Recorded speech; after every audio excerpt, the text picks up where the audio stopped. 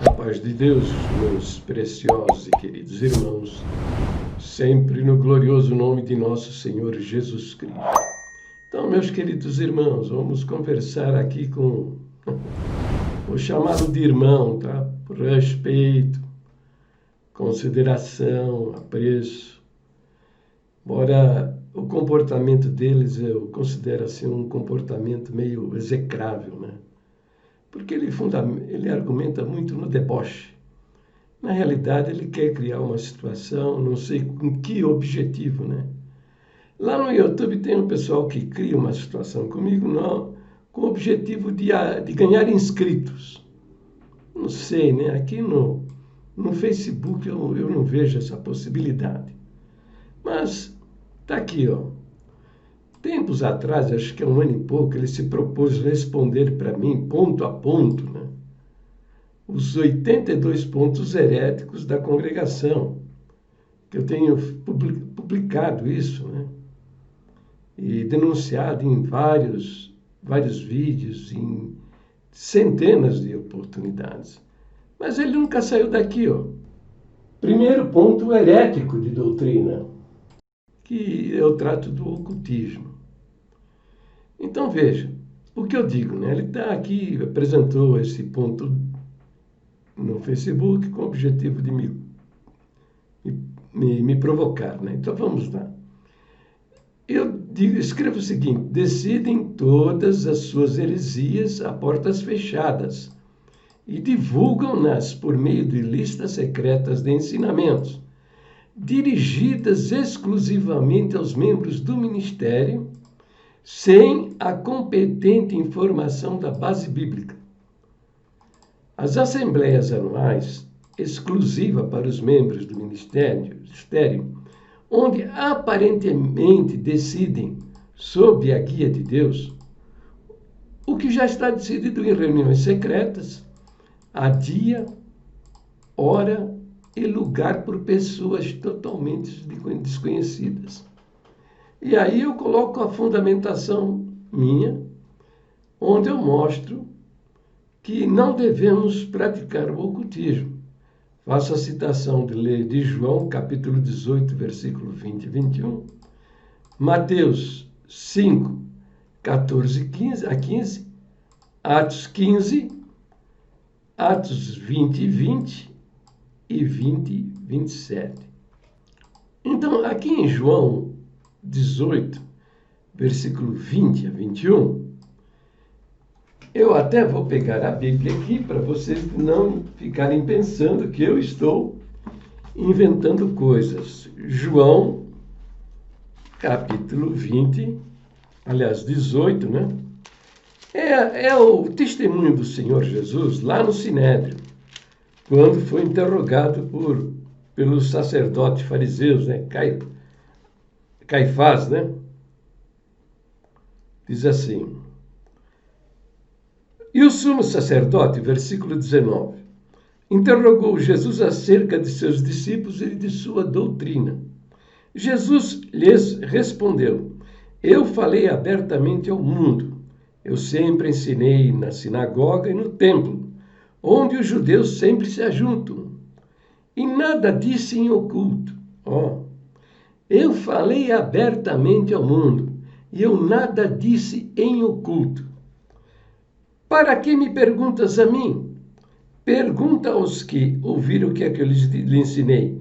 E eis que eles sabem o que é que lhes tenho dito.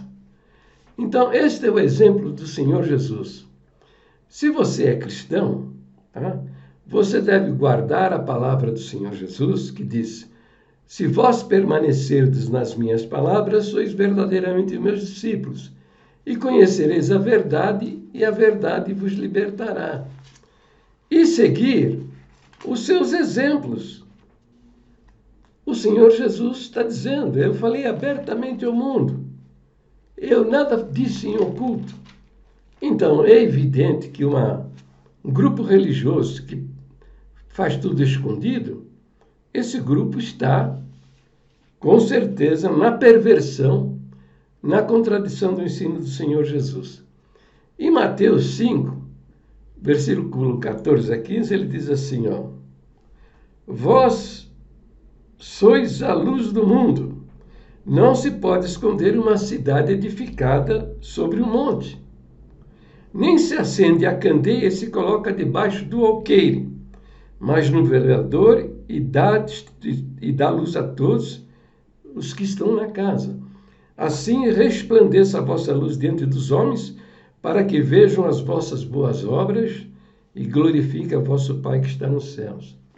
Então, esse é um princípio, não é novidade.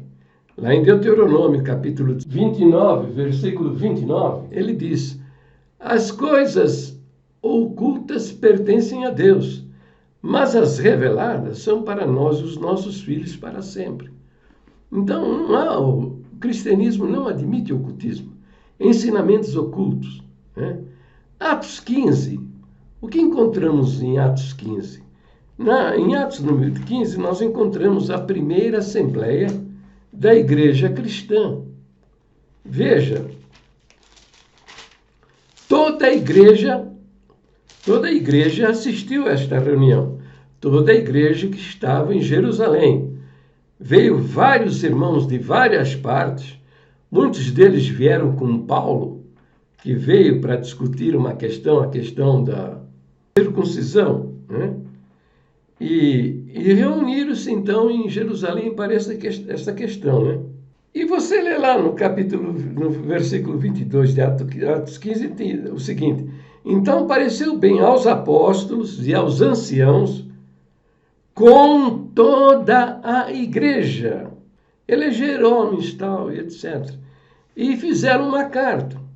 E eles foram até a cidade de Antioquia, e lá em Antioquia, eles não chamaram o ancião para um bate-papo particular, o líder da igreja local. Não chamaram para olha, tem uma cartinha aqui que é só para você, você leia, depois você vai pregar, né? Você vai passar para o povo por meio de linguagem subliminar. Entendeu? Não, em absoluto. Lá em Antioquia, diz assim o versículo 30. Então, tendo eles então se despedido, partiram para Antioquia e, ajuntando a multidão, entregaram a carta. Não foi isso para o líder local. Chamou a igreja de Antioquia e entregaram a carta. E quando eles a leram, diz o versículo 31, alegraram-se pela exortação. Atos 20, 20 e 20, 27, Paulo declara que ele, nada de que útil fosse, ele deixou de ensinar de casa em casa, publicamente. Então, isto é o que eu explico neste ponto herético, né? Agora ele responde aqui: ocultismo. Este respeitável dissidente, tipo os milhões de técnicos da seleção brasileira, ele não participa das reuniões da cúria desta comunidade religiosa e faz suas críticas sem saber das causas e motivos pelas quais tais e tais resoluções. Com certeza, fosse ele parte da direção, ele assinaria a ata da reunião para tal fim. Os pontos bíblicos que ele aponta seria real caso a cúria fosse uma quadrilha de malfeitores. Bom, então tá bom. Então veja, eu vi o pai do meu concunhado ser expulso do templo, aos gritos: fora daqui, você é um cadáver, você está morto, você não é das minhas ovelhas, aqui não é mais teu lugar, fora, que você está fedendo. Ouvi essa pregação, ouvi por 2 vezes, aliás, por 3 vezes, na boca de 2 pessoas diferentes. A primeira vez que eu ouvi foi, a primeira e a segunda vez que eu vi, foi aqui na Vila Versone, perto da minha casa, na boca do irmão Valentim. E a outra pregação que eu vi na boca do irmão José da Cruz, na Vila Curuçá Velha. Tem informação também que isso acontecia lá na congregação da Vila Lila, que é a maior de todas daqui da região, e também lá na congregação do Itaim. E eu vi 2 que se suicidaram. Conheci 2 que se suicidaram. O primeiro pertencia à igreja lá do Itaim, se atirou da ponte do viaduto Santa Ifigênia. E um irmão, Jair, atenção vocês, irmãos aí de São João da Boa Vista, que conheçam os familiares do irmão Jair que se suicidou tomando veneno de rato. Também os familiares do irmão Edson, que era o irmão Itamar, que era caminhoneiro, casado com a irmã Edna. Eles mudaram-se de São João da Boa Vista. Eles estão aqui pelo interior de São Paulo, não sei se Bauru ou região. Se você tem o endereço desses irmãos, me informe, por favor. E os parentes do irmão Jair, que se suicidou tomando veneno de rato, por causa do seu casamento, vocês entrem em contato comigo. Bom, eu não entendia, eu escutava essas coisas, né? Escutei essas pregações, um discurso muito parecido, sabe, um com o outro. O irmão Valentim, do Zé da Cruz, parecido, com pequenas variações, mas o mesmo discurso. E eu ficava me perguntando, né, o que seria isso? De onde procede isso? Porque, veja, eu conheço a parábola do bom pastor, que com umas 100 ovelhas, né, uma delas ele viu que havia desaparecido e ele foi procurá-la.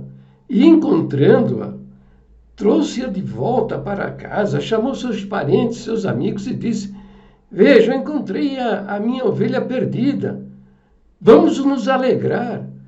Mas eu não conheço a parábola do mau pastor, né? Que abandona as suas 600, 700 ovelhas, porque a congregação da Bersônia era 600 irmãos, a da Cruz Savel eram uns 400 irmãos. Abandonar a Irmandade para chutar aquele que ele considerava um cachorro morto, no momento mais sublime do culto, no meio da pregação. Eu não entendia, né? Um dia perguntei, né, para um irmão cooperador, filho até desse homem que foi expulso, filho dele, que aceitou o ministério, mesmo essas coisas acontecendo com seu pai. Perguntei para ele: meu irmão, o que é isso? Todos os anos eles se reúnem e milhares de homens, né, por vários dias, e aí vinha uma lista de ensinamento, umas coisas que todo mundo sabe. Aí ele rapidinho foi lá na pastinha dele, abriu o zíper, né, zup, e de dentro tirou uma lista, dizendo: nós temos 2 listas, uma para o povão e outra só para o ministério. E me deu na minha mão. E eu li lá na lista o ensinamento que o ministro não deveria fazer citação de coisas que têm acontecido na sua vida. E eu estava querendo falar com ele, porque ele é usuário nesta coisa, né? E eu li o ensinamento na lista. Eu então falei: que beleza, não preciso mais falar nada. Está aí escrito. Agora, o outro ensinamento que chamou a minha atenção dizia que os anciãos, eles não deveriam casar-se com mulheres viúvas ou divorciadas. Tinha que ser mulher virgem. Tem cabimento um negócio desse? Isso é coisa lá do Velho Testamento, dos sacerdotes fariseus. Isso não existe no Novo Testamento, né?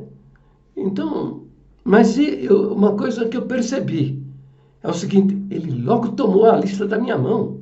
Foi até grosseiro, sabe? Ele lembrou que eu não poderia estar lendo aquela lista, porque ela é proibida. É só para os anciãos.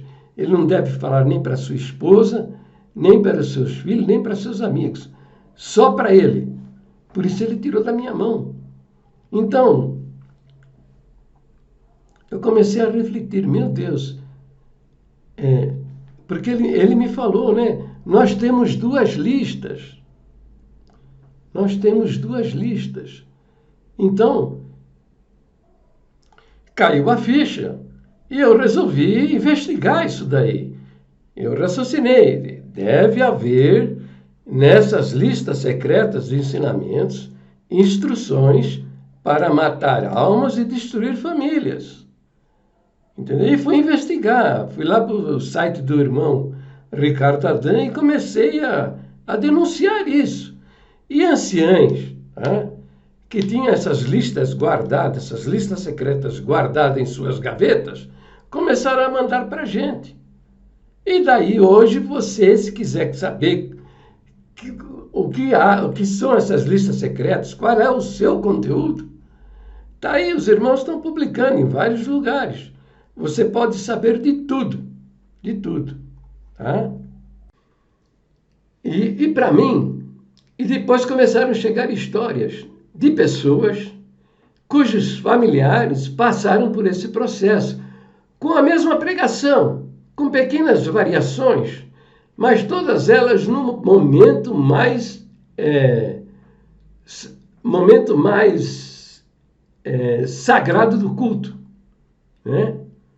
No meio da pregação, o ancião ou o cooperador, ele abria aí pregava aí contra alguém no meio do povo, né? Para expulsá-lo dentro do templo com esses gritos. Fora daqui, você é um cadáver, você está morto, aqui não é mais teu lugar. Um dos últimos comentários que eu vi no canal do YouTube, a pessoa ouviu ainda, era um cooperador, dizer à pessoa que estava no meio do povo, dizer, o melhor que você tem para fazer é se apichar debaixo de uma carreta aí, que passa aí na rodovia, porque o templo estava construído ao lado de uma rodovia, né? Ele é cooperador dizendo na pregação para se apichar debaixo das rodas de uma carreta que passava ali ao lado do templo. Então, isso para mim é o que ele está dizendo. Os pontos bíblicos que ele aponta seria real caso a cúria fosse uma quadrilha de malfeitores. De fato, é uma quadrilha de malfeitores. Alguém, né? Está me chegando a informação, não sei se é verdade ou não, que foi Ricieri Lavander, que foi presidente da congregação nos anos de 1950 a 1952. Essa informação, eu até agora não tenho certeza. Não posso. Quem pode confirmar isso daí são esses anciãos que estão agora na liderança. Porque todos eles foram para o exercício do Ministério de Ancião por volta de 1970, 1965, 1975. Eles sabem, devem saber. Provavelmente, muitos deles expulsaram pessoas do templo com estes gritos, dizendo, fora daqui, você é um cadáver, você está morto, aqui não é mais teu lugar. Agora, em 2016, eles reconheceram que não existe pecado de morte. O que está escrito em 1 João 5,16 é, há pecado para a morte, pelos tais eu digo que não ore. Entendeu? E que nós não podemos julgar ninguém. Fizeram essa correção, mas isso ainda está escondido em listas secretas de ensinamentos. Agora, funciona isso? Não, não funciona. Porque eles fizeram uma circular em 2018, onde eles descrevem o caráter da grande maioria do ministério, com palavras terríveis, que são essas aqui, veja. Recomendo, faça uma pausa no vídeo e leia o texto todo, tá bom? Mas veja, eu vou destacar, de todo o texto, eu destaco o seguinte trecho. Anciãos que, pela tentação do adversário, aceitaram a sua proposta. Anciãos que pregam um falso Deus. Anciãos que são pregadores de falsas promessas. Anciãos que são pregadores de falsas profecias. O que é isso aí? Eu falo muito nos meus vídeos de maçonaria. Na realidade, não são os maçons. Porque 99,9% dos maçons não aceitam matar almas e destruir famílias, fazer o que eles praticaram ao longo de 80 anos, da tribuna, no momento mais solene do culto, expulsar pessoas porque adulteraram ou fornicaram, né? Por vezes, por razões absurdas. Você assistir o casamento da sua filha, do seu filho, numa igreja evangélica, na Assembleia de Deus, no meio dos batistas, pronto, adulterou espiritual. Caiu da graça, perdeu a alma. Tem cabimento um negócio desse? Agora, acontece o seguinte, estes homens cometeram o maior dos crimes contra a humanidade. Eles deram de 10-0 sobre Hitler, Mussolini, Stalin. Por quê? Porque Hitler matou 6 milhões de judeus em fornos crematórios, promoveu uma guerra que matou 72 milhões de pessoas. Mas ele fez num propósito dele. Ele queria a Alemanha dominando sobre o mundo. E ele fez isso no nome dele. Hitler, no nome dele. Stalin, a mesma coisa. Ele matou uma nação, 30 milhões de pessoas de uma nação, matou de fome, fora os seus adversários políticos. Mas ele fez isso num projeto dele. Ele queria a Rússia dominando o mundo todo. E ele fez isso no nome dele. Agora, estes homens cometeram estes crimes, tá? Dentro de um templo que tem um nome bonito, Congregação Cristã no Brasil. Quer dizer, dentro daquele templo tem uma comunidade que desacreditaram em Jesus Cristo. Tá? Na parede frontal lá na frente está em nome do Senhor Jesus.